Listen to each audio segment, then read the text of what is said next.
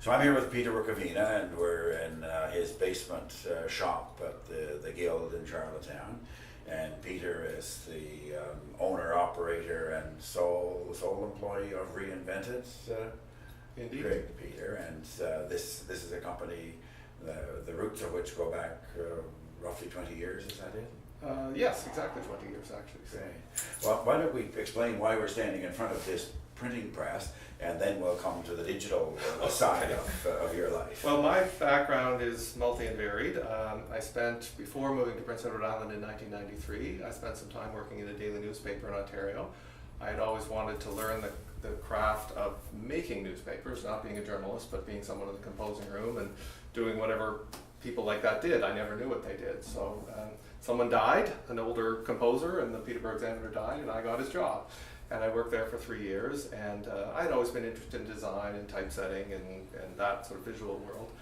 And so I did that to the point where I became a journeyman, and then sort of left that analog world, re-entered the digital world, because I'd been a programmer as a teenager.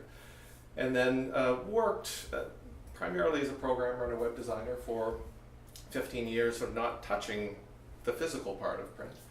And then I was in Germany with my son in 2009, and every children's museum we visited had a press like this and a 70-year-old printer to show you how to use it, and I caught the bug again. And so I came back, and I had the opportunity to take a printing workshop in Brooklyn, and as part of that workshop, I expressed dismay that, well, this is all very well and good to learn this trade, but I'm never going to actually have a press that I own. I live in PEI, and such things don't exist.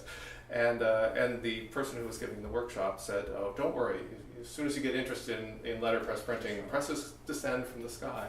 And so I was not back 3 weeks when my friend Joan Sinclair phoned me up and said that she had been cleaning out 15 years previous the old Prince County Hospital, and she opened the closet the night before it was to be demolished, and there was a tiny little letterpress on the floor there, which she liberated from the wrecking ball.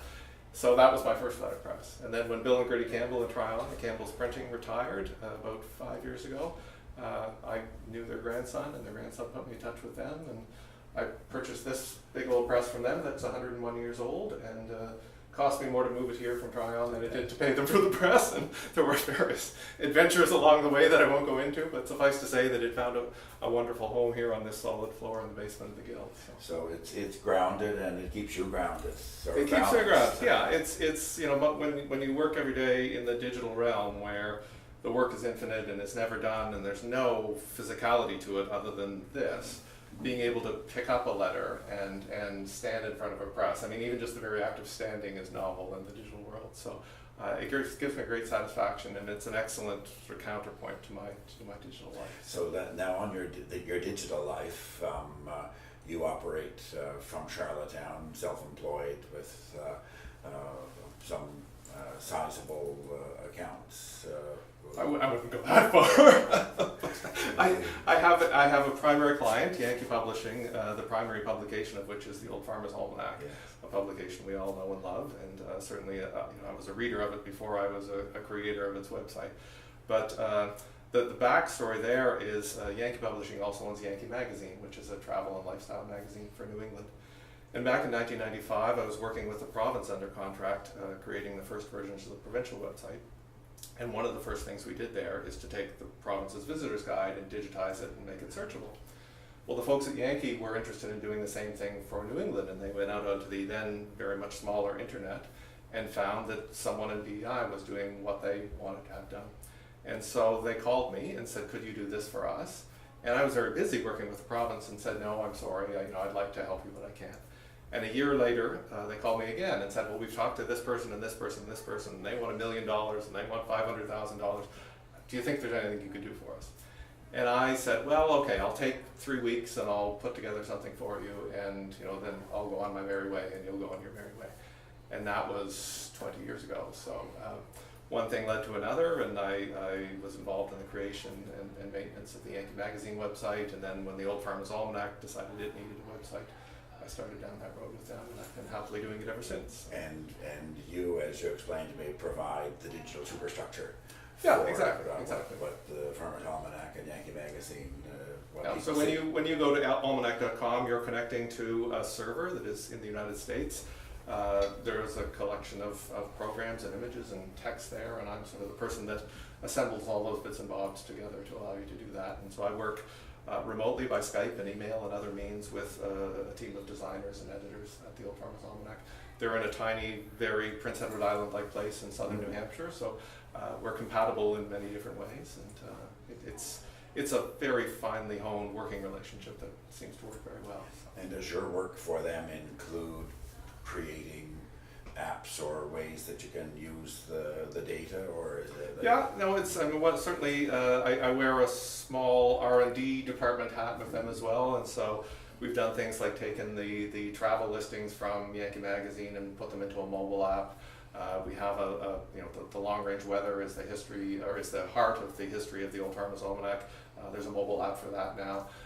And so we're always thinking of novel things to do with the digital version of the information. The Old Farmers Almanac 2017 edition is its 225th. It was founded in 1792. So it has a long tradition of expressing information and manipulating information, and the digital world is not, it's just the latest thing to come along. The first thing to come along was presses like this 100 years after it was founded. And do you think they're getting any better at predicting the weather? Of course, always. And Peter, you do lots of other, many other contributions to the way people are using data here in PEI or beyond, and you're an active blogger and contributor to the conversations on the internet. Yeah, I would say that I have a collection of things that I do rather than a career, I guess, and some of them pay me money and some of them don't. Making things on letterpress is not going to keep food in my mouth, but it keeps food in my soul. But I think they all sort of fit together as a jigsaw puzzle, that when I'm doing work with open data, I'm learning tools and techniques that I can use in my paying job.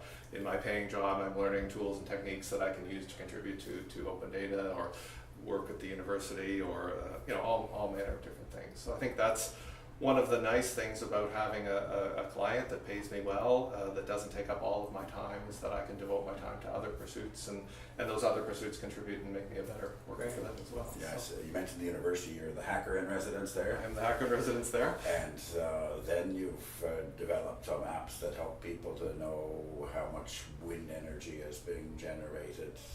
You've helped to encourage the province in its opening up of the data that's available. Yeah, one of my research interests is what can the new kinds of information that we can know about ourselves and our environment do to help us change the way that we live. And so the energy project that you mentioned is a good example of that, where both provincially and then down to a household level, I've been monitoring how much electricity we're consuming and how much electricity is being generated. And so I can pull out my phone and I can see that today in my house we've used X number of kilowatt hours, which is a much more frequent sort of update about that than I would get from Maritime Electric every month.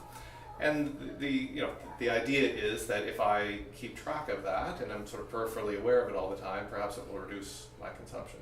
That's an unproven hypothesis at this point, but certainly the amount of data and the quality of the data and where the data comes from, all that environment is changing. And, my parents were here visiting from Ontario this week, and they both went and bought Fitbits because they saw one on my partner Catherine's arm, and so now they know how much they're sleeping and how much they're walking. So this sort of realm of personal, institutional, governmental analytics, I think, is a fascinating new field to explore. So that's what's driving my interest, I think, in open data, because I think the more government knows about itself and the more we know about what government is doing, who knows what we will find out from that in interesting ways. Well, that's a great note on which to conclude, because it's really, when you put those pieces of the puzzle together, some of it is direct economic activity and a lot of it is an indirect contribution to prosperity in various ways here. Yeah, and I think the reason that I'm here in PEI 20 years later, a number of reasons. I can work from here and have the quality of life that PEI affords,